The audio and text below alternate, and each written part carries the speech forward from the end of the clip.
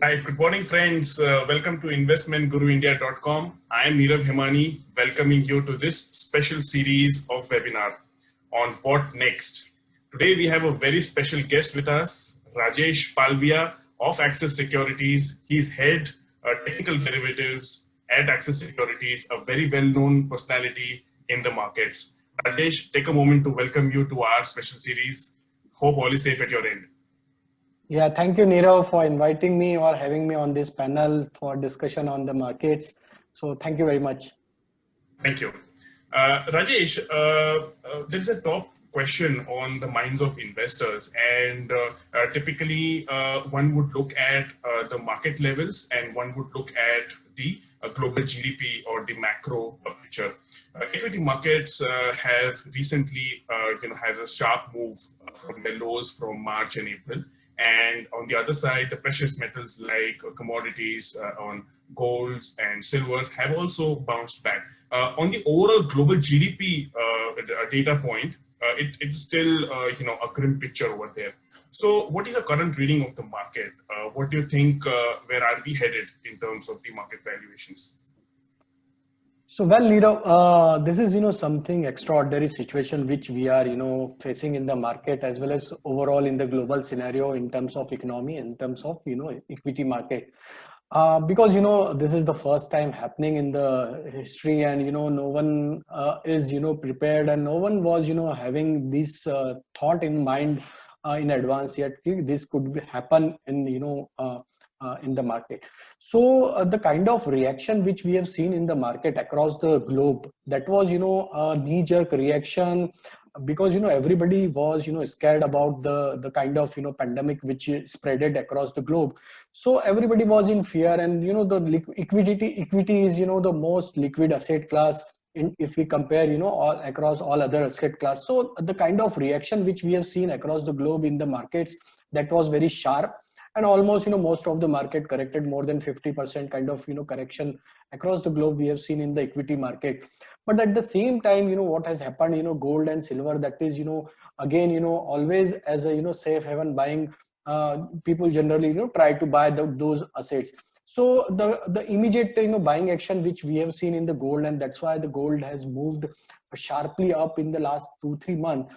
But gradually what has happened in last 2-3 months, when people have started realizing whatever the impact has been done because of lockdown issue in the businesses.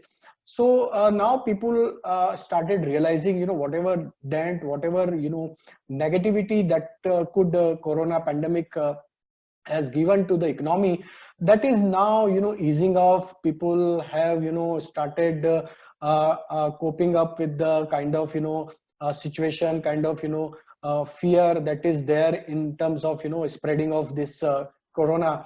So now people are aware. Now they are taking care of their lifestyle, as well as they are taking proper care. So now the situation is like that. This the pain which we have seen in terms of equity market, that was because of this corona.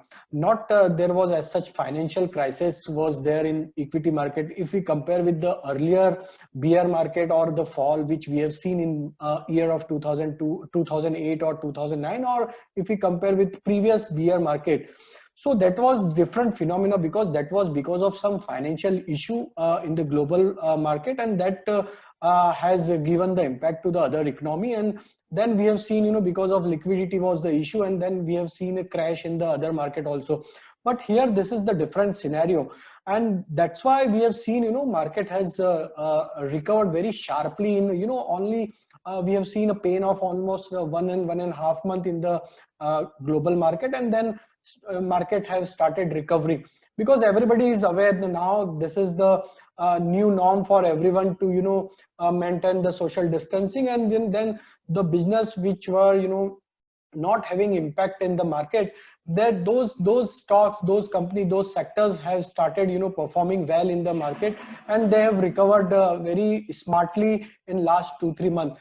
So if we look at the overall scenario, GDP and other data, because this is because of GDP data is down across the globe because of lockdown activities there, and directly it is calculated based on the activity, economic activity, which is taking place across the globe. So that is a known factor for everyone, because the businesses were shut for some time, and most of the business still are in the 50% capacity or below 50% capacity. So this is known factor for everyone. So I don't think we should be worried about the negative figure of the GDP for more time. And gradually economy will start unlocking, and most of the business are now getting unlock activity. So sooner or later we will see uptick in the GDP data, and then again everybody will look at the unlock activity instead of the dent which we have seen because of lockdown activity. So ये अब चलने वाला है, because अब जैसे जैसे unlock activity बढ़ती जाएगी, मुझे लगता है कि मार्केट में अब फोकस जो रहेगा वो यह रहेगा कि कैसे कैसे बिजनेस अब नॉर्मलसी की तरफ जा रहे हैं। और यस, जीडीपी डेटा में जो एक नेगेटिव इंपैक्ट आया है वो कहीं ना कहीं वापस से रिकवर होते हुए दिखेगा। So this is going to be the new theme for the market, and market will focus more on the unlock activity instead of the dent which we have already seen due to lockdown activity, and that is going to give the major flavour for the market, और उसको देख के ही market अब आगे बढ़ेगा। और मुझे लगता है कि जैसे जैसे हम अगले 2-3 महीनों में जिस तरीके से नॉर्मलसी की तरफ बढ़ते जाएंगे, तो market will react to that normal behaviour of the market, and again we will be back on the normalcy in terms of economic activity in next 6 month or 8 month time frame. So 2-3 quarter में रहेगा थोड़ा सा pain, and volatility would be the there in the market for some more time, but gradually I see the recovery will be there in the market, because अगर हम देखें दूसरे सारे जो मार्केट में बियर फेज आए या मार्केट में जो भी क्रैश हुए because of some issue like geopolitical tension और लेमन क्राइसिस और सम अदर चाइना फैक्टर, सो ये सब फैक्टर से बड़ा कोरोना फैक्टर था, और वो मार्केट ने ऑलरेडी देख लिया। इससे बड़ा कोई मुझे नहीं लगता कि हमारे लाइफ टाइम में अभी इससे बड़ा कोई इशू आने वाला है आगे आने वाले टाइम में। तो जब मार्केट ने ऑलरेडी कोरोना का इतना बड़ा पैंडेमिक इम्पैक्ट देख लिया है और उसके बाद मार्केट रिकवर हुए, तो ये कहीं ना कहीं दर्शाता है कि मार्केट में कहीं ना कहीं कॉन्फिडेंस आ रहा है और इन्वेस्टर्स में वापस से कॉन्फिडेंस आ रहा है because of unlock activities happening, और धीरे धीरे बिजनेस अपने नॉर्मलसी की तरफ बढ़ रहे हैं। तो इससे बड़ा कोई नेगेटिव कोई इवेंट आने वाला नहीं है आगे आने वाले कई सालों तक। तो ये जब इवेंट को हम डाइजेस्ट कर चुके, तो मुझे लगता है कि अब मार्केट धीरे धीरे नॉर्मलसी की तरफ बढ़ेंगे, और जो जीडीपी डेटा है वो भी कहीं ना कहीं इंप्रूव होते हुए दिखेंगे। सो आई थिंक ये एक अच्छी अपॉर्चुनिटी है बहुत सारे सेक्टर्स स्टॉक्स में, जहां पे बहुत अच्छी क्वालिटी स्टॉक्स अभी भी रीजनेबल वैल्यूएशन पे मिल रहे हैं। तो यहाँ पे कहीं ना कहीं इन्वेस्टर को वो सब चीजें देख के इन्वेस्टमेंट की तरफ बढ़ते जाना चाहिए। गोल्ड और सिल्वर में जरूर एक अपमूव आया है और थोड़ा हायर साइड पे अभी ट्रेड कर रहा है बिकॉज ऑफ थोड़ा सा फियर फैक्टर है, जियोपॉलिटिकल टेंशन है, यूएस इलेक्शन है। तो ये सारी इवेंट्स हैं जिसको देख के कुछ न कुछ फंड का अलोकेशन होता है जो कि एक सेफ हेवन बाइंग की तरफ रहता है, जहां कहीं ना कहीं डाइवर्सिफिकेशन को थोड़ा सा लोग वेटेज देते हैं। तो this diversification has been played out in the gold and silver and other precious metal because of equity has given a knee jerk reaction in month of March। तो कहीं ना कहीं थोड़ा सा जो फंड अलोकेशन है, जो जिन लोगों ने प्रॉपर फंड अलोकेशन नहीं किया था, वो थोड़ा सा फंड एक तरीके से अलोकेट हुआ है गोल्ड सिल्वर और दूसरे प्रीशियस मेटल में। सो वो एक जरूर बाइंग इंटरेस्ट बना है, और मुझे लगता है कि धीरे धीरे जैसे जैसे इक्विटी मार्केट नॉर्मलसी की तरफ बढ़ते जाएंगे, बिजनेसेस नॉर्मलसी की तरफ बढ़ते जाएंगे, तो gradually gold and silver again जो अभी भी हायर साइड पे ट्रेड कर रहे हैं वो धीरे धीरे कूल ऑफ इफेक्ट आएगा। And then again I think in international level पे अगर if I talk about the gold prices, तो again it will come down to the level of 19 or 1880 dollar kind of levels which we can see in the gold in the short term basis. A fundamental point of view, you said that the valuations could be cheaper and there are quality stocks at a reasonable valuation. What about from a technical perspective? How do you see that piece panning out? So if I define this market on the technical perspective, so I can quote it as a like, this is the shortest bear market which we have seen in the recent past. So in a history, this is the shortest bear market which we are, seeing in the market. So across the globe, we have seen almost 40-50% recovery has been seen from the recent low which we have seen.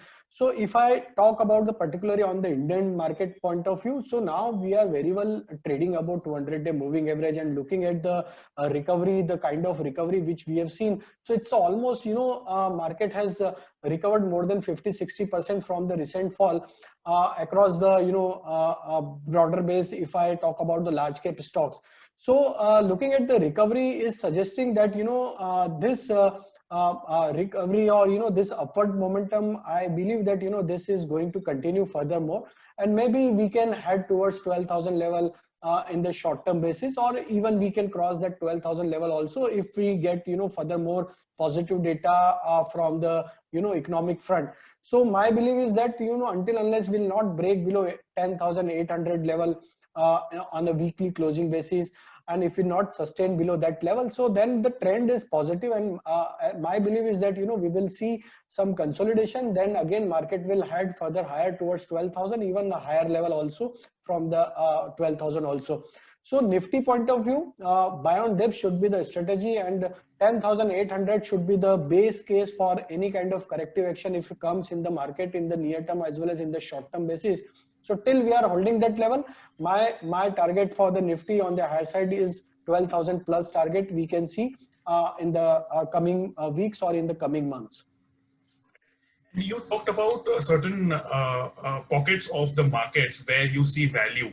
Can you elaborate on the sectors that you are currently bullish on? And probably if there are some sectors due to COVID-related pandemic you are avoiding right now. So, Nirav, what we have seen in the recent past, the sector which was not having much impact of the lockdown, like the sector like IT sector like pharma, FMCG, these three sectors were clearly winning sector in last 3-4 months, because if we just try to realize what would be the negative impact of this lockdown, so everybody was optimistic on this sector, because everybody knows that IT is 100% digital platform, and IT industry is 100% digital, and they are still earlier also they were doing this work from home culture, and they are having all the business related their activity on the digitally. So they were ready to move on any kind of situation, and they were very much ready for these kind of situation to handle. So IT sector have performed. So if I clearly talk about the technical setup, so IT is the one sector which is clearly in the technical which is clearly in the bullish mode, and the other sector is pharma, and third one is FMCG. These three sectors are clearly in the bullish territory, despite of lockdown impact, despite of 3-4 month negativity in the market which we have seen. But these three sectors have recovered, and almost now all three sectors are moving in the bullish territory. So my view is on the sector specific, IT, pharma, FMCG, these three sectors are continue to remain in the bullish mode, and one should try to buy the stocks from this sector, and my belief is that these three sectors are going to perform well. So फर्क कहाँ पे पड़ा अगर हम देखें analyse करें lockdown में, तो इमीडिएट इम्पैक्ट जो आया वो है बैंकिंग फाइनेंशियल सेक्टर्स पे आया, बिकॉज सबसे बड़ा पेन वहीं पे था, because of lockdown, unemployment and business lockdown के कारण थोड़ा सा जो बैंकिंग सेक्टर पे जो एनपीए का इशू जो कि सबके अभी मन में है कि किस तरीके से एनपीए प्ले आउट होंगे और किस तरीके से ये रिकवरी वापस आएगी, ईएमआई किस तरीके से लोग वापस भरने लगेंगे. सो ये एक इम्पैक्ट सबके थॉट प्रोसेस में है. So that's why banking and financial sectors are still in the volatile manner, and I believe that these sectors are going to remain in the volatile manner only for next 1 or 2 quarter also, जब तक कि ये recovery जिस तरीके से loan की recovery और जिस तरीके से रीपेमेंट शेड्यूल वापस से नॉर्मलाइज की तरफ नहीं बढ़ेंगे, तो थोड़ा सा कहीं ना कहीं एक फियर जरूर रहेगा कि किस तरीके से एनपीए प्ले आउट होंगे और कैसे इन एनपीए को हैंडल करेगी बैंकिंग एंड फाइनेंशियल इंडस्ट्री। तो ये सेक्टर में जरूर एक थोड़ा सा अभी एक कॉशियस मोड रहेगा मार्केट में। पर मुझे लगता है कि जो दूसरे सेक्टर है, automobile is the another sector which one should keep focus on, क्योंकि जैसे जैसे अब नॉर्मलसी की तरफ बढ़ेंगे और सोशल डिस्टेंसिंग अब एक न्यू नॉर्म रहेगा, तो कहीं ना कहीं अब पब्लिक कम्यूट से दूर होके जहां पे लोगों को अब ट्रांसपोर्ट करना है, they will try to prefer their own vehicles. तो मुझे लगता है कहीं ना कहीं ऑटोमोबाइल सेक्टर में एक डिमांड जरूर आते हुए दिखेगी। और ये सेक्टर में जिस तरीके की रिकवरी देखिए, अगर हम देखें इस सेक्टर के कंपोनेंट, तो कुछ स्टॉक्स ने काफी अच्छी रिकवरी दी है। तो मुझे लगता है ऑटोमोबाइल एक सेक्टर होगा जो कि अगले कुछ महीनों में एक अच्छा परफॉर्म करते हुए दिखेगा, और ऑटो एंसिलरी की तरफ ध्यान देना चाहिए। ये भी एक मुझे लगता है सेक्टर एक पॉजिटिव साइड में इमर्ज होते हुए दिखना चाहिए, और यहाँ पे एक अच्छी रिकवरी देखने को मिलेगी। तो IT, pharma, FMCG and automobile, this 4 sector clearly I see कि यहाँ पे एक अच्छा बाइंग इंटरेस्ट बनता हुआ रहेगा, और ये सेक्टर में इन्वेस्टर को इन्वेस्टेड रहना चाहिए, और इसमें जो अच्छे स्टॉक्स हैं उन स्टॉक्स पे फोकस करना चाहिए। बैंकिंग में yes, you can bye and accumulate, but थोड़ा सा वोलेटाइल रहेगा बैंकिंग एंड फाइनेंशियल, मतलब बैंकिंग एंड एनबीएफसी स्टॉक्स जो रहेंगे उसमें थोड़ा सा वोलेटिलिटी रहेगी। तो डिप में जरूर बाय करें ये स्टॉक्स को, क्योंकि बहुत सारे क्वालिटी स्टॉक्स जहां पे बहुत कम इंपैक्ट है, अगर हम डेटा देखें तो बहुत कम इंपैक्ट दिख रहा है जहां पे उन्हें, और अगर मॉनिटोरियम का डेटा भी देखें तो एक कहीं ना कहीं रीजनेबल ही परसेंटेज है जहां पे जिन लोगों ने ये ऑप्ट किया है। तो मुझे नहीं लगता कि बहुत ज्यादा एनपी इश्यू आएगा। अगले 2-3 महीने में हमें क्लियरिटी मिलेगी कि किस तरीके से ये प्ले आउट होता है और किस तरीके से नॉर्मलसी की तरफ बढ़ते हैं। और एक बार जैसे जैसे डेटा में इंप्रूवमेंट आता दिखेगा, like when the people started repaying their EMI on time, then this sector is again going to give good return in coming time. जो चौथा एक और सेक्टर जो मुझे अट्रैक्टिव लग रहा है वो है टेलीकॉम सेक्टर। तो टेलीकॉम सेक्टर में द लार्जर प्लेयर इज, अगर कोर टेलीकॉम सेक्टर की इफ आई टॉक अबाउट, तो Bharti Airtel is the only one player which is in core telecom, but again Reliance is also there in terms of Jio platform, but again उसमें diversification है। तो Reliance and Bharti is from telecom sector, I feel going to give good return in going forward in coming month, because ये sector में कहीं भी कोई business को impact नहीं हुआ, बिकॉज ऑफ लॉकडाउन सबने डेटा कंज्यूम किया है, सबका टॉक टाइम बढ़ गया है, और अभी हम जो कर रहे हैं conversation that is again on the online. So this is the clear-cut example. Instead of having a live meeting one-to-one, we are doing it virtually. So this is the another example ki because the trend has changed, and data is now new compulsory factor for everyone. सबको data के बगैर अब काम चलने वाला नहीं, and work from home culture बहुत से business ने adopt किया है। सो ये सब चीजें रहेगी, तो टेलीकॉम सेक्टर की तरफ भी फोकस करना चाहिए। तो ये भी एक सेक्टर है जहां पे मुझे लगता है कि एक अच्छा अपमूव आते हुए दिखेगा। कैपिटल गुड्स में थोड़ा सा मुझे लगता है कि there would be some sort of consolidation activity would be there for some more time. So ये सेक्टर मुझे लगता है कि थोड़ा सा फोकस करना चाहिए, and we should keep focusing on this sector. IT, pharma, FMCG, automobile, these sectors are clearly bullish. Banking would be some volatile sector for some more time, and another sector is telecom. One can look at this telecom sector.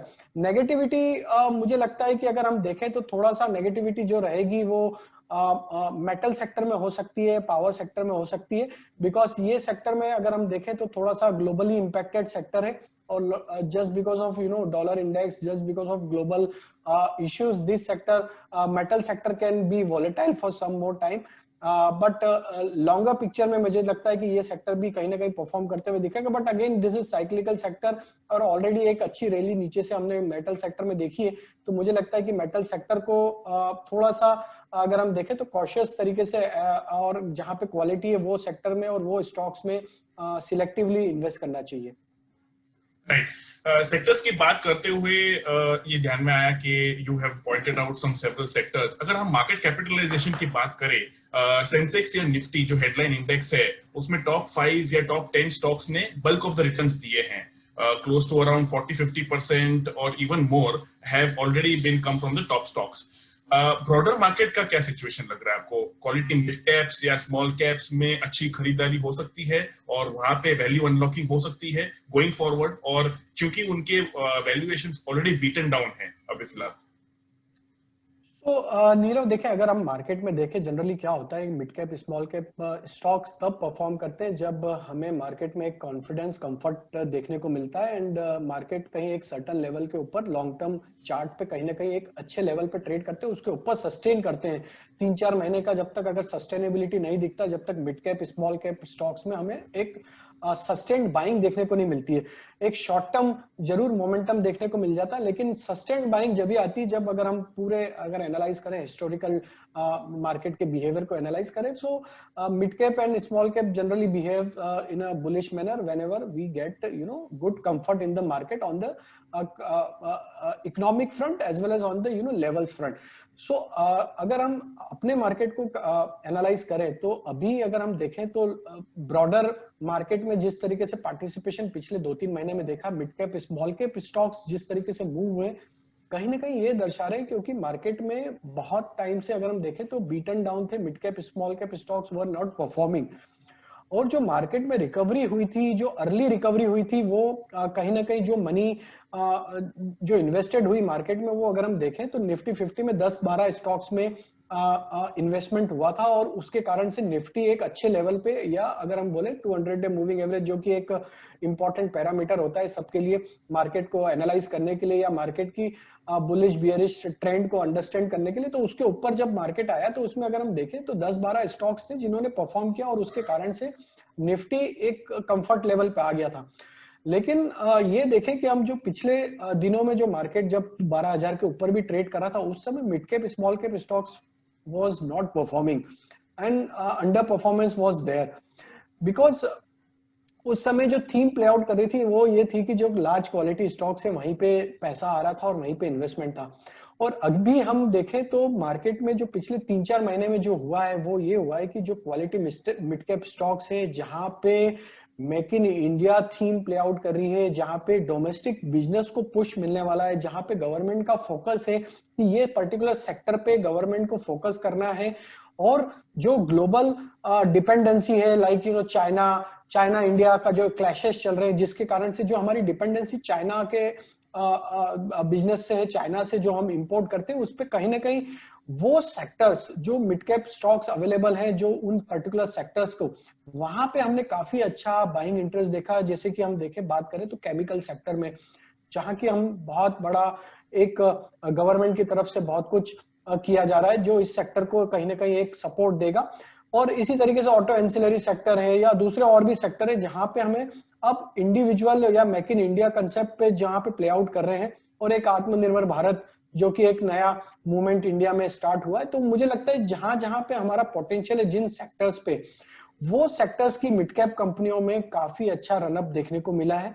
और मुझे लगता है कि इसी तरीके से जिन sectors पे आगे आने वाले समय में गवर्नमेंट का फोकस रहेगा कि ये सेक्टर्स को हमें और ज्यादा अच्छे से सपोर्ट देना है, जहां से इंडिया का अपने ऊपर इंडिया की खुद की कंट्रीज पे, खुद की कंपनीज पे डिपेंडेंसी बढ़े इंस्टेड ऑफ ग्लोबल कंपनीज। सो ये सेक्टर पे हमें लगता है कि आगे आने वाले टाइम में काफी अच्छा रनअप देखने को मिलेगा।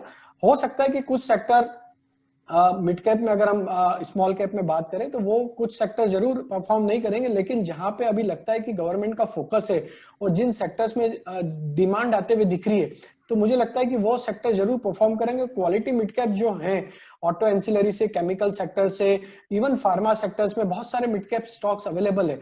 तो मुझे लगता है कि ये सारे सेक्टर्स को हमें ध्यान देना चाहिए, और ये सेक्टर्स अब आगे आने वाले टाइम में काफी अच्छा परफॉर्म करते हुए दिखेंगे। तो ब्रॉडरली अगर मैं मार्केट का लेवल से बात करूं तो मार्केट कंफर्टेबली अब 200 डे मूविंग एवरेज के ऊपर ट्रेड कर रहा है। लास्ट 2-3 महीने से अगर हम देखें, निफ्टी सेंसेक्स दोनों इंडाइसेस जो कि बेंचमार्क होते हैं, वो दोनों इंडाइसेस 2-3 महीने से अब 200 डे मूविंग एवरेज को क्रॉस करके ट्रेड कर रहे हैं। तो कहीं ना कहीं because of this reason market में लेवल्स के हिसाब से तो कंफर्ट आ चुका है, और दूसरा जो कंफर्ट आ रहा है वो अनलॉक एक्टिविटी के कारण आ रहा है। इसीलिए we are seeing good recovery in mid cap small cap stocks. तो मुझे लगता है कि ये सेक्टर में, ये मिड कैप स्मॉल कैप में भी बाइंग इंटरेस्ट बनते हुए दिखना चाहिए, और आगे आने वाले टाइम में जरूर क्वालिटी मिड कैप स्टॉक्स को फोकस करना चाहिए और बहुत अच्छे रिटर्न। बिकॉज क्या होता है कि लार्ज कैप में if we compare the return, वहां पे स्लो स्टडी रिटर्न मिलते हैं। अगर आप देखें तो 15-16% के CAGR रिटर्न आपको ईयर ऑन ईयर मिलते हैं लार्ज कैप स्टॉक्स में अगर आप इन्वेस्ट करते हैं। इवन आप निफ्टी सेंसेक्स का भी हिस्टोरिकल रिटर्न देखें तो 15-16% का आपका 30 ईयर का अगर आप हिस्टोरिकल रिटर्न देखें तो ये CAGR रहता है। लेकिन अगर आप mid cap small cap stocks में रहते हैं तो कहीं ना कहीं इसमें आपको काफी अच्छे रिटर्न, अगर आपका इन्वेस्टमेंट क्वालिटी स्टॉक्स में है, क्वालिटी फंड में है, तो आपको कहीं ना कहीं काफी अच्छे रिटर्न बनने के पूरे पूरे चांसेस होते हैं। और अगर हम देखें तो पिछले दिनों में चेंज क्या हुआ है सारी इंडस्ट्री में देखें तो एक ब्रोकिंग इंडस्ट्री ऐसी थी जिसको अगर हम कंपेयर करें तो ब्रोकिंग इंडस्ट्री में एक नया ही ट्रेंड देखने को मिला है।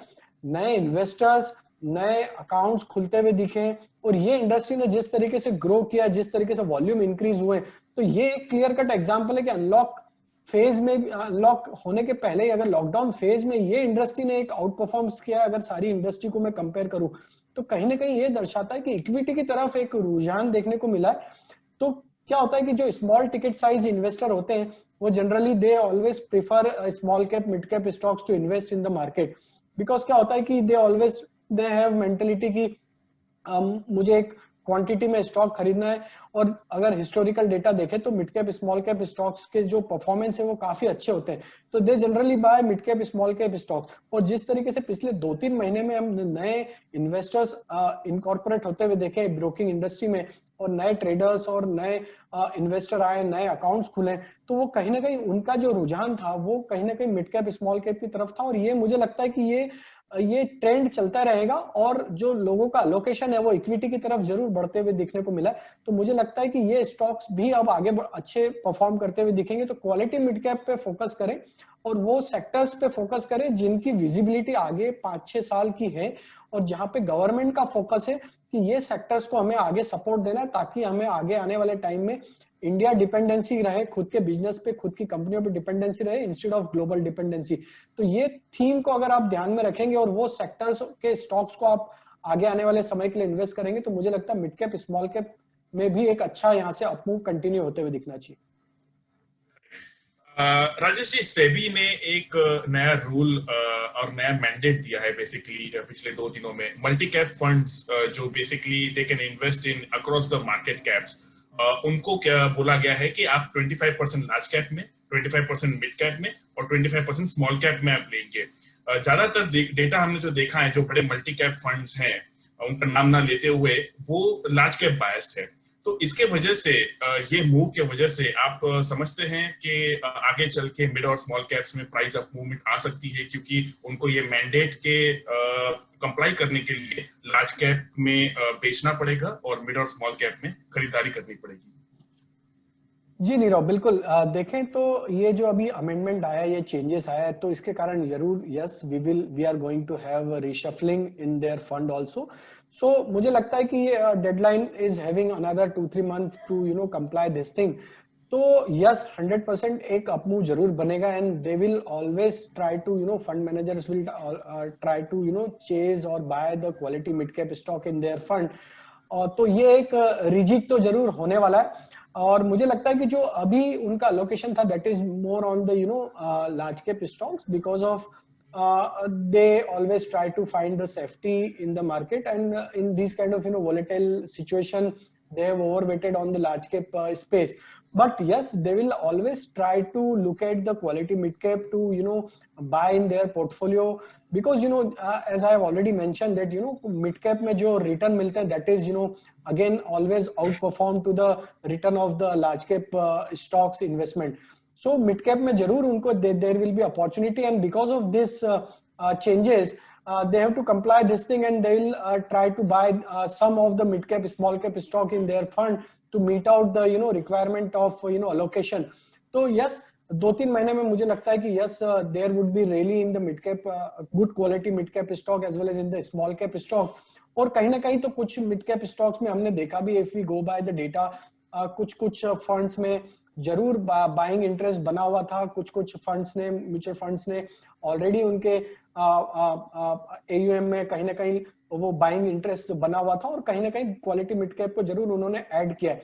But because of this yes अभी हो सकता है कि हमें इमीडिएट तो कुछ एक रिएक्शन जरूर देखने को मिले, और कुछ स्टॉक्स तो बहुत जो हमेशा म्यूचुअल फंड के पोर्टफोलियो में ऑलरेडी है, उन स्टॉक्स में जरूर एक अपमूव हमें इमीडिएट बेसिस पे देखने को मिलेगा नियर टर्म में भी, but gradually after some consolidation, this buying activity is going to continue for some more time, and they'll meet out the regulatory requirement which they have to comply as in terms of allocation to the mid cap as well as to the small cap.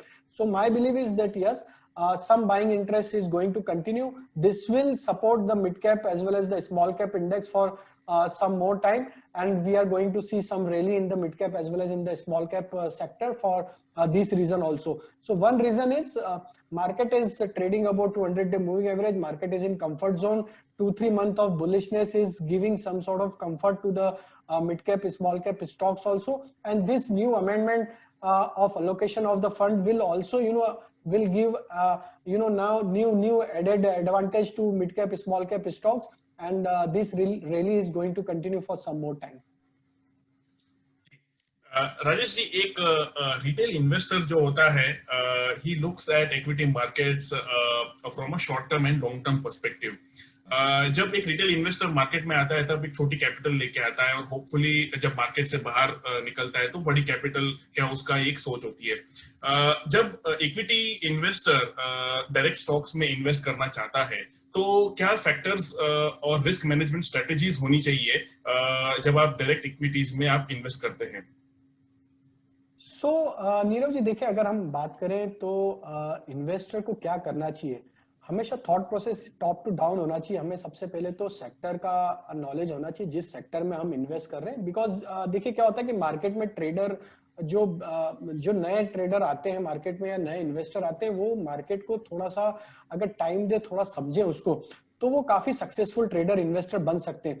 लेकिन generally हम देखते हैं कि जो mistakes करते हैं traders investor, वो ये होता है कि directly without knowing the sector, without knowing the company, they start buying the stocks herd mentality से, या किसी ने बता दिया और किसी के कहने पे वो स्टॉक को बाय करने लग जाते हैं, और without knowing the sector, long term view और short term view of the sector, कि ये सेक्टर किस तरीके से परफॉर्म करेगा, किस बिजनेस में है, क्या गवर्नमेंट पॉलिसी से इस सेक्टर से रिलेटेड क्या इसको चेंजेस ला सकती है या क्या इंपैक्ट हो सकता है, वो सब चीजों को सोचे बिना वो सिर्फ एक कंपनी का स्टॉक खरीदने स्टार्ट कर देते हैं, और वो कहीं ना कहीं फिर वो स्टक हो जाते हैं मार्केट में, और वो हायर लेवल पे कहीं ना कहीं इन्वेस्टेड हो जाते हैं, और फिर एक लॉस उन्हें देखना पड़ता है अपने पोर्टफोलियो में या इन्वेस्टमेंट में. तो मेरा जो सलाह रहेगा, रिटेल इन्वेस्टर को पहले सेक्टर का नॉलेज होना चाहिए कि किस सेक्टर में वो इन्वेस्ट कर रहे हैं. और बहुत सिंपल होता है, अगर आपको कोई कंपनी को सिलेक्ट करना है तो आपको वो कंपनी सेक्टर के बारे में अगर आप अपने सराउंडिंग में देखना चालू करेंगे तो आपको पता लगेगा किस बिजनेस का विजिबिलिटी है, कौन सा बिजनेस लॉन्ग टर्म में सस्टेन करेगा, कौन सा बिजनेस आगे आने वाले टाइम में खत्म होने वाला है. तो सिंपल अगर एग्जांपल की बात करें तो हम इतने सालों से एक प्रोडक्ट यूज करते हैं घर में, और वो है फेविकॉल. तो फेविकॉल अगर हमें खरीदना होता है तो हमें पता है कि ये कंपनी कौन फेविकॉल बनाती है. तो पीडीलाइट सबको पता है कि ये कंपनी सालों से हम बचपन से देखते आ रहे हैं कि ये कंपनी का एग्जिस्टेंस है और ये प्रोडक्ट का एग्जिस्टेंस है. तो इसी तरीके से अगर आप बिजनेस को एनालाइज करना चालू करें तो यू विल फाइंड कि कौन सा बिजनेस लॉन्ग टर्म में रहने वाला है, वो कंपनी को आपको हमेशा अपने पोर्टफोलियो में रखना है. तो देखिए, 2-3 तरीके से आपको अपने पोर्टफोलियो को बनाना होगा या आपकी कैपिटल को अलोकेट करना होगा. पहले तो आपको कुछ अलोकेशन लॉन्ग टर्म में करना होगा, कुछ शॉर्ट टर्म में होगा और कुछ ट्रेडिंग में. ऐसा नहीं कि आप 100% ट्रेडिंग में अपना कैपिटल को अलोकेट कर दें. तो जो लॉन्ग टर्म में आपको अगर इन्वेस्ट करना है तो you should have visibility of particular sector और पर्टिकुलर कंपनी, कि एटलीस्ट ये कंपनी अगले 10 साल 15 साल तक ये बिजनेस कंटिन्यू रहने वाला है, कोई ऐसा डिसरप्शन आने वाला नहीं है जो कि ये बिजनेस को खत्म कर देगा. बिकॉज अब ये लॉकडाउन के बाद, ये जो अब ये नया कोरोना के बाद बहुत सारे बिजनेस में कहीं ना कहीं एक इम्पैक्ट आएगा, और बहुत सारे बिजनेस भी चेंज होंगे और अपने बिजनेस का मॉडल भी चेंज करेंगे. तो ये सब भी चीजें हमें ध्यान में रखना होने चाहिए कि ये कौन कौन से बिजनेस आगे आने वाले टाइम में सस्टेन करेंगे, कौन से नहीं करेंगे. तो आप वो कंपनी में इन्वेस्ट नहीं करें लॉन्ग टर्म पोर्टफोलियो के हिसाब से. तो लॉन्ग टर्म पोर्टफोलियो में आपकी विजिबिलिटी होना चाहिए कि ये बिजनेस अगले 10 साल 15 साल रहने वाला है, ये डिमांड बनी रहने वाली है, ये पर्टिकुलर प्रोडक्ट चलने वाले हैं, इस प्रोडक्ट की डिमांड हमेशा रहने वाली है. फॉर एग्जाम्पल कोलगेट, ये हमेशा रहने वाला है. तो इस तरीके के प्रोडक्ट आपको पता होना चाहिए कि टूथपेस्ट तो हमेशा रहने वाला है, भले कुछ भी हो जाए, कोरोना आ जाए, नहीं रहे, कुछ भी हो, किसी भी कंडीशन में इकोनॉमी रहे. तो हेयर ऑयल्स, सो एफएमसीजी प्रोडक्ट हमेशा रहने वाले हैं. आपका टेलीकॉम सेक्टर हमेशा रहने वाला है, आपका ऑयल एंड गैस सेक्टर हमेशा रहने वाला है, आपका सीमेंट सेक्टर हमेशा रहने वाला है। तो इस तरीके से आपको एक लॉन्ग टर्म सेक्टर जो कि होता है, जो हमेशा के लिए रहेगा, वो सेक्टर्स में से बेस्ट कंपनी सिलेक्ट करें और वो कंपनी को आपके लॉन्ग टर्म पोर्टफोलियो में लाएं। This is long term investing. आपको शॉर्ट टर्म जो आप ट्रेड करते हैं या शॉर्ट टर्म इन्वेस्टमेंट करते हैं, उसमें you need to identify the stocks from top down approach. Top down से मीनिंग, अगर आप टेक्निकली वो सेक्टर को एनालाइज कर रहे हैं तो आपको पहले उसका मंथली चार्ट, वीकली चार्ट देखना होगा। अगर वो स्टॉक मंथली वीकली चार्ट पे पॉजिटिव टेरिटरी में ट्रेड कर रहे हैं तो वो सेक्टर में से कौन सी कंपनियां मंथली और वीकली चार्ट के ब्रेकआउट लेवल्स के ऊपर ट्रेड कर रही है, तो वहां से आपको वो स्टॉक्स को आइडेंटिफाई करना है। अगर आप मूविंग एवरेज की बात करें तो डेली चार्ट पे अगर वो स्टॉक को एनालाइज करें तो वो स्टॉक्स में आप 200 day, 50 day, 100 day moving average, ये एक लॉन्ग टर्म मूविंग एवरेज होते हैं। अगर if stocks are trading above this moving averages, तो वो स्टॉक्स को आपको आइडेंटिफाई करना है to buy for short term investment. क्योंकि शॉर्ट टर्म में जब तक उसके लॉन्ग टर्म चार्ट में अगर उसमें स्ट्रेंथ नहीं है तो वो शॉर्ट टर्म में आपको रिटर्न नहीं देगा। तो शॉर्ट टर्म इन्वेस्टमेंट अगर आपको करना है, शॉर्ट टर्म से मेरा मीनिंग है कि आपका अगर होराइजन है 3 महीने से लेके 1 साल तक का अगर होराइजन है, that is short term investment which I am quoting here you. And long term is more than 4 या 5 ईयर टाइम फ्रेम को लॉन्ग टर्म में आप डिफाइन करेंगे। तो शॉर्ट टर्म में जब आप 3 महीने से 1 साल के लिए कोई स्टॉक को खरीदना चाहते हैं तो आपको ये पता होना चाहिए कि मैं वो स्टॉक खरीदूं जो कि मंथली सेटअप के हिसाब से पॉजिटिव है, मंथली ब्रेकआउट्स के ऊपर ट्रेड कर रहा है, वीकली ब्रेकआउट्स के ऊपर ट्रेड कर रहा है, और अगर उसके मूविंग एवरेजेस की बात करें तो वो 100 डे 200 डे मूविंग एवरेज के ऊपर ट्रेड करे। तो वो स्टॉक्स में अगर आप if you start investing in the short term manner तो then you will get good return in those stocks, and वहां पे सस्टेन बाइंग रहेगी और ग्रेजुअली वो स्टॉक अपवर्ड मोमेंटम में बनता रहेगा और आपको कहीं ना कहीं अच्छे रिटर्न देते हुए दिखेगा आगे आने वाले टाइम में। तो अगर हम सिंपल बात करें, जब भी कोई स्टॉक 200 डे मूविंग एवरेज को क्रॉस करता है तो एक सिंपल, अगर हम हिस्टोरिकल डेटा के हिसाब से बात करें तो जब कोई लार्ज कैप स्टॉक या कोई क्वालिटी मिड कैप स्टॉक जहां पे अच्छी वॉल्यूम, डिसेंट वॉल्यूम एक्शन रहती है, वो स्टॉक जब भी 200 डे मूविंग एवरेज के ऊपर क्रॉस करता है तो 10 से 15% का अपमूव हमें उस स्टॉक में आगे आने वाले टाइम में देखने को मिलता है। तो अगर आपको शॉर्ट टर्म में अगर इन्वेस्ट करना है 10, 15, 20% का अगर आपका होराइजन है, प्रॉफिट होराइजन, तो जो स्टॉक 200 डे मूविंग एवरेज को क्रॉस कर रहे हैं, 100 डे मूविंग एवरेज को क्रॉस कर रहे हैं, जिन स्टॉक में गोल्डन क्रॉस ओवर हो रहा है 50 day moving average cutting upward to 200 day moving average, ऐसे स्टॉक को आप स्कैन करें और फिर वो स्टॉक को आप बाय करें तो आपको वो स्टॉक 15-20% के रिटर्न 3 महीने से साल भर के होराइजन में देते हुए दिखेंगे। Trading is different game. तो ट्रेडिंग में अगर आपको, if you are trading in the market, तो आपको बहुत सारी चीजें मॉनिटर करनी पड़ेगी। आपको डे टू डे बेसिस पे you have to analyse the levels of the indices, because index के बेसिस पे ही मार्केट का पूरा सेंटिमेंट डेवलप होता है। डे टू डे बेसिस पे किस तरीके से इंडेक्स बिहेव कर रहा है और ग्लोबल मार्केट क्या है, ग्लोबल क्यूज क्या है, ये आपको पता होना चाहिए। और जिस स्टॉक को आप बाय कर रहे हैं उसका नियर टर्म, शॉर्ट टर्म और लॉन्ग टर्म ट्रेंड क्या है। अगर उसके लॉन्ग टर्म और शॉर्ट टर्म ट्रेंड पॉजिटिव है तो वो स्टॉक्स में अगर आप डे टू डे बेसिस पे ट्रेडिंग के लिए अगर उस स्टॉक को बाय करेंगे, बहुत शॉर्ट पीरियड के लिए जब आप ट्रेड करते हैं किसी स्टॉक में, तो वो आपको फोकस करना चाहिए कि आप वो स्टॉक कौन से मूविंग एवरेजेस के ऊपर ट्रेड कर रहा है। 5 डे 20 डे मूविंग एवरेज के ऊपर ट्रेड कर रहा है, इट मींस कि वो 5 दिन और 20 दिन की वॉलेटिलिटी, 20 दिन मींस 1 महीने की वॉलेटिलिटी को ऑलरेडी कैप्चर कर चुका और उसके ऊपर वो प्राइस ट्रेड कर रहा है। तो ये सिंपल ऑब्जर्वेशन है, सिंपल प्राइस बिहेवियर है, ये आपको देखना चाहिए कि किस टेरिटरी में स्टॉक ट्रेड कर रहा है। Then you can identify the stock to trade in the short term basis और ट्रेडिंग पॉइंट ऑफ व्यू। तो 3 कैटेगरी में you have to allocate your capital. First is long term portfolio, जहां पे आपको almost आपका 50% अलोकेशन लॉन्ग टर्म पोर्टफोलियो पे होना चाहिए। Then 20-30% you can do in your short term investment, जहां पे you will get the churning opportunity. जो भी मार्केट में जब भी किसी न्यूज फ्लो के कारण, किसी सेक्टोरियल न्यूज फ्लो के कारण या गवर्नमेंट पॉलिसी के कारण या आरबीआई पॉलिसी के कारण, जब जब भी इस तरीके के न्यूज फ्लो जो प्ले आउट करते हैं मार्केट को, वहां पे आप शॉर्ट टर्म पोर्टफोलियो में स्टॉक्स को चर्न कर सकते हैं। And you have to allocate your 20-30% in this category and not more than 30% you should keep in your trading portfolio. तो जब आप डे टू डे ट्रेड करते हैं तो वहां पे सिर्फ इतना ही अलोकेशन होना चाहिए आपकी कैपिटल का। And then you need to identify the stocks from the top down approach, जहां पे जो स्टॉक्स लॉन्ग टर्म में बुलिश है, शॉर्ट टर्म में बुलिश है, वो स्टॉक्स को आपको नियर टर्म टाइम फ्रेम पे एनालाइज करना चाहिए। तब आपको daily chart as well as hourly chart या आप अगर इंट्राडे ट्रेडर है तो 15 मिनट 5 मिनट चार्ट पे भी एनालाइज कर सकते हो वो स्टॉक।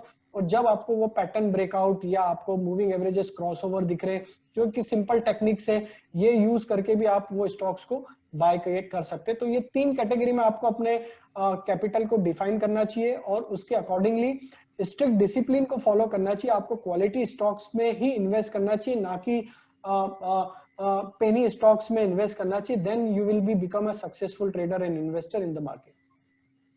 बहुत बढ़िया, आपने बहुत ही अच्छा एक्सप्लेनेशन दिया, 3 टाइप के जो इन्वेस्टमेंट होराइजन आपने दिखाए।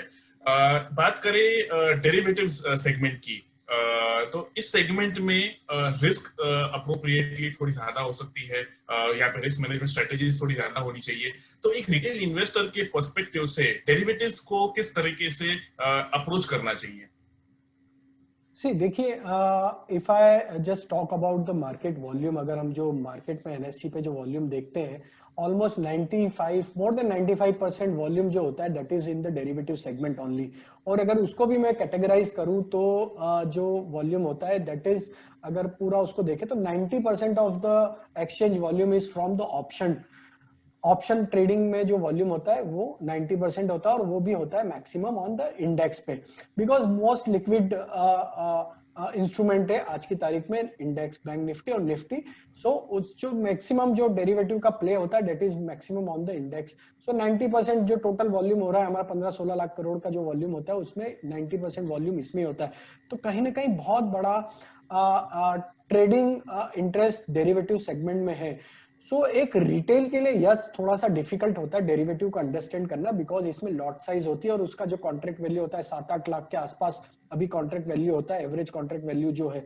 तो आपका जो रिस्क होता है वो करीब डायरेक्टली अगर आप इसमें प्ले करते हैं तो आपका कहीं ना कहीं रिस्क जो होता है वो करीब 7-8 लाख का वैल्यू का आप कोई भी स्टॉक या इंडेक्स जब भी बाय करते हैं तो इतना एक्सपोजर मार्केट में हो जाता है। नो डाउट आपको उसके सामने मार्जिन देना होता है जो कि अराउंड होता है 25-30% के आसपास आप मार्जिन देके वो कॉन्ट्रैक्ट बाय कर लेते हैं। लेकिन आपका वो एपेटाइट होना जरूरी है कि आप 7-8 लाख का कॉन्ट्रैक्ट का जो वैल्यू आपने बाय किया है उसका जो वॉलेटिलिटी रहेगा उसका डाइजेस्ट करने का एपेटाइट होना बहुत जरूरी है। तो सबसे बेसिक जो डेरिवेटिव सेगमेंट का जब इंट्रोडक्शन हुआ था, जब इंट्रोड्यूस किया था, that is for hedging of your portfolio. ये थॉट प्रोसेस से डेरिवेटिव सेगमेंट इंट्रोड्यूस हुआ था। बट ग्रेजुअली अगर हम देखें तो now it has turn into the speculation. So क्या होता है कि ट्रेडर जल्दी पैसा कमाने के चक्कर में डेरिवेटिव में ट्रेड करते हैं, डायरेक्टली वो फ्यूचर मार्केट में प्ले करते हैं, क्योंकि यहाँ पे आप मार्जिन देके करीब 1-1.5 लाख रुपए का मार्जिन देके 7-8 लाख रुपए का कॉन्ट्रैक्ट वैल्यू बाय कर लेते हैं। और जो मूवमेंट होते हैं उसके कारण से उन्हें बड़े प्रॉफिट का एक जो ग्रीड रहता है that is the factor where traders are more moving towards the derivative segment. तो वहां पे ये एक ग्रीड फैक्टर होता है जिसके कारण से डेरिवेटिव सेगमेंट में जनरली अभी स्पेकुलेशन के जैसा यूज किया जाता है। बट इसका एक्चुअल जो यूसेज है that is for hedging of your portfolio. और अगर आप इसमें स्ट्रेटेजी के थ्रू इन्वेस्ट करें, ऑप्शंस को यूज करें, या आपका कोई लॉन्ग टर्म पोर्टफोलियो है उसमें अगर आप ऑप्शंस के थ्रू उस पोर्टफोलियो को हेज करें या उसकी कॉस्ट को कम करें जो आपने स्टॉक्स बाय करें लॉन्ग टर्म में, तो यहाँ पे बहुत सारे ऐसे टूल होते हैं जिसके through by doing appropriate strategy to minimize the risk of your portfolio, to hedge your portfolio, these are the basic advantage of derivative। तो रिटेल इन्वेस्टर अगर डायरेक्ट प्ले कर रहा है डेरिवेटिव में तो बिल्कुल उन्हें अपना रिस्क एपेटाइट को पहले पता करना होगा कि अगर आपका रिस्क एपेटाइट है इस तरीके की वोलेटाइल मार्केट में जो वोलेटिलिटी होती है, तो क्योंकि क्या होता है कि अगर आप मार्केट कोई स्टॉक 4-5% का करेक्शन देता है और अगर आपने डायरेक्ट फ्यूचर बाय किया तो करीब 50,000 के आसपास उसे लॉस होने लगता है एक फ्यूचर कॉन्ट्रैक्ट में। तो अगर आपका जब तक वो रिस्क एपेटाइट नहीं है वो लॉस को बियर करने का, you should not directly play in the derivative by buying the direct future. You should have another tool in derivative like options. तो यहाँ पे कैसा होता है कि अगर आपका मार्केट पे ग्रिप अच्छा है and if you are sure about the direction of the market then you can buy directly options. Options के थ्रू आप ट्रेड कर सकते हैं। जैसे for example if I just take a case of Reliance industry and if you have believe that कि रिलायंस यहाँ से 10-15% इसी महीने में मूव हो सकता है, बिकॉज यहाँ पे कॉन्ट्रैक्ट होते हैं और हर महीने एक्सपायर होते हैं। तो आपको टाइमिंग भी बहुत इंपॉर्टेंट होती है डेरिवेटिव में, क्योंकि आपका कॉन्ट्रैक्ट नहीं तो एक्सपायर हो जाएगा, आपने पोजीशन ली है और अगर आपके अकॉर्डिंगली वो मूव नहीं आया किसी स्टॉक में और इंडेक्स में, तो then at the end of month, last Thursday of the month, your contract will get expire and then you will lose money. तो अगर ऑप्शन बाय कर रहे हैं और आपका टाइमिंग सही है मार्केट में, then you can enter in the option also, either you are buying call or put. अगर आपको तेजी करनी तो you can buy call, and if you are bearish on particular stock तो then you can buy put. But वो play out जो होना है वो within the time frame होना जरूरी है, वो उसी महीने में मूव आना जरूरी है। तो जब when you are sure about the direction of particular stock or indices, then you can have buying of call option or put option for particular series, और वो फिर then you will have minimum investment जो होता है आपके जो premium है, that is the only risk if you are buying option. जैसे आज रिलायंस बंद हुआ है 2300 और आपका बिलीव है कि रिलायंस 2400 का लेवल क्रॉस करेगा सितंबर सीरीज में, तो आप अगर 2400 का कॉल ऑप्शन बाय करते हैं फॉर एग्जांपल 20 रुपए की प्रीमियम में, और 2400 का लेवल क्रॉस नहीं करता है सितंबर सीरीज में, तो then you will end up with the losses. तो आपका व्यू फर्म होना चाहिए, आपका व्यू में कन्विक्शन होना चाहिए, कॉन्फिडेंस होना चाहिए, और वो रिलायंस उस तरीके से मूव होना चाहिए आपके व्यू के अकॉर्डिंगली। तो डेरिवेटिव में थोड़ा सा ट्रिकी है, आपको थोड़ा सा सब्जेक्ट का नॉलेज होना जरूरी है, आपको वो उसके अंडरस्टैंडिंग होना चाहिए कि क्या क्या कंपोनेंट इस अगर आप डेरिवेटिव में प्ले कर रहे हैं तो क्या क्या चीजें इफेक्ट करेगी उस पर्टिकुलर कॉन्ट्रैक्ट को जब भी आप बाय कर रहे हैं। तो ऑप्शन में अगर आप ट्रेड कर रहे हैं तो आपका व्यू जब तक उस कॉल या पुट जो भी आप बाय कर रहे हैं उसके अकॉर्डिंग अगर वो व्यू प्ले आउट नहीं होता है तो देन आपका वो ट्रेड सक्सेसफुल नहीं होगा। अगर आप फ्यूचर में बाय कर रहे हैं तो वहां पे सबसे मेन इंपॉर्टेंट ये है कि आपका रिस्क एपेटाइट होना बहुत जरूरी है, आप किस लेवल पे बाय कर रहे हैं, वो जो वॉलेटिलिटी है वो आप वॉलेटिलिटी को डाइजेस्ट कर सकते हैं या नहीं कर सकते हैं, तो आप फ्यूचर में बाय करें। इसमें बहुत सारे टूल्स होते हैं, अगर आप डेरिवेटिव सेगमेंट में जा रहे हैं तो आप स्ट्रेटेजी के थ्रू भी प्ले कर सकते हैं। यहाँ पे ऑप्शंस के थ्रू बहुत सारी स्ट्रेटेजी होती है जहाँ पे आप मल्टीपल लेग्स के थ्रू इन्वेस्ट कर सकते हैं। फॉर एग्जांपल अगर आपको ऑप्शंस में ट्रेड करना है तो आप बुल कॉल स्प्रेड एक स्ट्रेटेजी, अगर आपका बुलिश व्यू है लेकिन फिर भी आपको अपनी रिस्क को मिनिमाइज करना है तो एक बुल कॉल स्ट्रेटेजी कर सकते हैं। एट द मनी का एक कॉल ऑप्शन बाय करें, एट द मनी मतलब जहां पे करंट मार्केट प्राइस है उसके नियर जो भी स्ट्राइक प्राइस का कॉल ऑप्शन अवेलेबल है वो बाय कर लें, और एक आउट ऑफ द मनी का कॉल ऑप्शन बाय करें। आउट ऑफ द मनी मतलब अगर आप 2300 पे स्टॉक ट्रेड कर रहा है तो 2400 का प्रीमियम बेच दें, तो ये एक बुल कॉल स्प्रेड स्ट्रेटेजी कर लें जिसके कारण से जो आपका कॉस्ट है ये स्ट्रेटेजी को इनिशिएट करने का कहीं ना कहीं कम हो जाएगा, और फिर भी आपका व्यू जो है बुलिश वो उसको आप प्ले कर सकते हैं। और भी बहुत सारे तरीके, अगर आपका जो पोर्टफोलियो है for example if you are holding ITC in your portfolio, और अगर हम आईटीसी का बिहेवियर देखें तो बहुत टाइम से आईटीसी एक रेंज ब्रेकआउट नहीं कर पा रहा है, 200 210 की हायर साइड का लेवल है उसके ऊपर क्रॉस नहीं कर रहा है, नीचे में अगर हम देखें तो 170। तो अब ये अगर आपने लॉन्ग टर्म पोर्टफोलियो में आईटीसी ले रखा है but you want to make some profit out of this holding this ITC, तो आप क्या कर सकते हैं कि अगर आप out of the money call बेच दे आईटीसी का, क्योंकि इसका बिहेवियर है अगर हम टेक्निकल सेटअप पे भी देखें तो एक रेंज बाउंड बिहेवियर है आईटीसी का। इस तरीके से बहुत सारे स्टॉक है जिनको रेंज में ही अगर ट्रेड कर रहे हैं तो आप क्या कर सकते हैं, हर महीने out of the money call बेच दे, लाइक 210 220 का कॉल ऑप्शन हर महीने बेच दे, या आउट ऑफ द मनी का पुट बेच के रखे, 150 का पुट बेच के रखे। और अगर ये आईटीसी ये दोनों रेंज के लेवल को क्रॉस नहीं करता ड्यूरिंग द मंथ, तो ये जो प्रीमियम आपने बेची है ये प्रीमियम आपका प्रॉफिट है। अब रिस्क कहाँ होगी, अगर आपने out of the money call बेचा है और आईटीसी किसी सीरीज में या किसी महीने में 220 के ऊपर क्रॉस कर लेता है, तो उस समय आप क्या करेंगे, तो उस समय आपके पास सेफ्टी है कि आपके पास डिलीवरी है। तो आप क्या कर सकते हैं कि जो आपने कॉल बेची उसके सामने जब एक्सपायरी के दिन आप अपनी डिलीवरी बेच सकते हैं, तो इस तरीके से जो आपके कॉल ऑप्शन में लॉस होना वो कहीं ना कहीं प्रोटेक्ट हो जाएगा। तो ये भी एक तरीका है, आप अगर इस तरीके का out of the money call put अगर बेचते हैं आपके लॉन्ग टर्म पोर्टफोलियो में जहां पे एक रेंज बाउंड मूव है और वो किसी कारण से ब्रेकआउट नहीं ले रहा है स्टॉक, तो ये भी एक तरीका है जिसके कारण every month you will get some profit by writing out of the money call put, और आपका कहीं ना कहीं पोर्टफोलियो का कॉस्ट कम हो रहा है जो आपने बाय किया आईटीसी। सो ये एक तरीका है। जब आपको मार्केट में लग रहा है कि मार्केट में किसी कारण से जियोपॉलिटिकल टेंशन है या कोई पॉलिसी एक्शन है, इलेक्शन जैसे इवेंट है, और आपको लगता है कि अनसर्टनिटी है मार्केट में और मार्केट यहाँ से गिर सकता है, बड़ा करेक्शन आ सकता है, तो उस समय आप पूरा पोर्टफोलियो तो बेच नहीं सकते।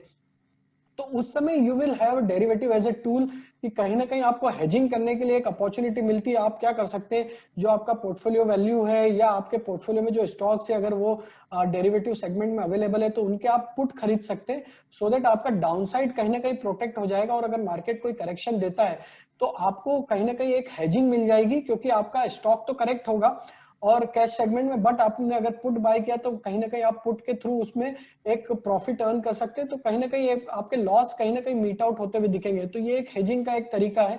Out of the money call बेचना एक तरीका है, अगर आपको जब अनसर्टन लग रहा है, मार्केट में करेक्शन लग रहा है, या तो इस तरीके से बहुत सारे अलग अलग स्ट्रेटेजी है जहां पे आप डेरिवेटिव को यूज कर सकते हैं, ऑप्शंस को यूज कर सकते हैं, स्ट्रेटेजी को प्ले आउट कर सकते हैं टू हेज योर पोर्टफोलियो। और अगर आपको ट्रेडिंग करनी है तो ट्रेडिंग में आपको कहीं ना कहीं एक रिस्क, आपका खुद का एक रिस्क एपेटाइट का एक एनालिसिस करना होगा, उसके अकॉर्डिंगली डिसिप्लिन बनाने होंगे और आपको क्या तरीके का रिस्क सूट करता है उस तरीके से आपको डेरिवेटिव में अपना एक discipline play out plan out करना पड़ेगा। Then you can play in the derivative segment also. बहुत बढ़िया एक्सप्लेनेशन आपने दिया रिगार्डिंग डेरिवेटिव्स और एग्जांपल के तौर पे, और मेरा ख्याल है investors should rewind this entire conversation one more time to probably understand this. But आगे चलते हुए एक आखिरी सवाल जाते जाते, राजेश जी, आपने तीन तरीके का इन्वेस्टमेंट का पिक्चर दिखाया, एक trading from short term perspective और लॉन्ग टर्म पर्सपेक्टिव। ये तीन कैटेगरी में आप अपना एक टॉप पिक हमको हमारे इन्वेस्टर्स को बताइए। सो देखिए, लॉन्ग टर्म में जो मेरे टॉप पिक रहेंगे, जो सेक्टर मैंने पहले कन्वर्सेशन में बताया, तो मेरा आईटी से लॉन्ग टर्म पिक रहेगा इन्फोसिस। ये एक आईटी सेक्टर से मेरा लॉन्ग टर्म के लिए पिक रहेगा, क्योंकि इन्फोसिस का जो अगर हम सेटअप देखें तो ईयर ऑन ईयर अगर हम देखें तो जिस तरीके से बिहेवियर है, और इन्फोसिस में higher top higher bottom formation है लॉन्गर टर्म टाइम फ्रेम में, और जिस तरीके से कंसिस्टेंट बाइंग इस स्टॉक में देखने को मिलती है, तो इन्फोसिस एक लॉन्ग टर्म के हिसाब से अपने पोर्टफोलियो में रखना चाहिए। दूसरा स्टॉक मुझे जो अट्रैक्टिव लगता है फार्मा पैक से, तो मैं कहूंगा यहाँ पे सन फार्मा एक स्टॉक है जिसको आप लॉन्ग टर्म के हिसाब से बाय किया जा सकता है। तो फार्मा पैक से सन फार्मा मेरा लॉन्ग टर्म पिक के लिए स्टॉक रहेगा। तीसरा सेक्टर जो मुझे अट्रैक्टिव लगता है वो लगता है एफएमसीजी सेक्टर। तो उसमें जो स्टॉक मुझे अट्रैक्टिव लगता है वो either you can select Pidilite as well as Asian Paint. ये दोनों स्टॉक मुझे काफी अट्रैक्टिव लग रहे हैं। तो ये लॉन्ग टर्म इन्वेस्टमेंट के लिए ये तीन चार स्टॉक्स जो मुझे काफी अच्छे लगते हैं। ऑटोमोबाइल सेक्टर से मैं चाहूंगा कि आपके स्टॉक, आपके पोर्टफोलियो में मारुति एक स्टॉक होना चाहिए, क्योंकि अगर हम देखें तो जो मार्केट शेयर है मारुति का कार सेगमेंट में, तो almost Maruti is the leader. और जिस तरीके का इसका कंसिस्टेंट बिहेवियर है स्टॉक में, तो मारुति भी एक स्टॉक है जो कि लॉन्ग टर्म पोर्टफोलियो के लिए आपके पोर्टफोलियो में होना चाहिए।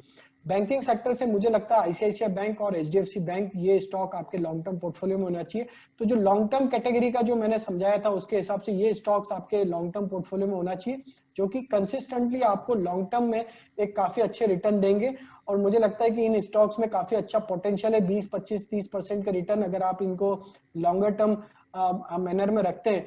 तो लॉन्ग टर्म इन्वेस्टमेंट की डेफिनेशन में थोड़ा सा मैं यहाँ ऐड करना चाहूंगा कि लॉन्ग टर्म का मतलब ये नहीं कि आप एक किसी पर्टिकुलर प्राइस पॉइंट पे खरीद के रख लें और उसके बाद उस स्टॉक को देखें नहीं। लॉन्ग टर्म में आपको जो करना है, जब भी कोई वॉलेटिलिटी के कारण डिप मिलती है तो ये स्टॉक्स में आपको एवरेज आउट भी करना है, क्योंकि ये स्टॉक्स की स्टोरी लॉन्ग टर्म में आपको अपॉर्चुनिटी मिलती है। जब भी डिप मिलेगी तो आप इन स्टॉक्स में और ऐड करें।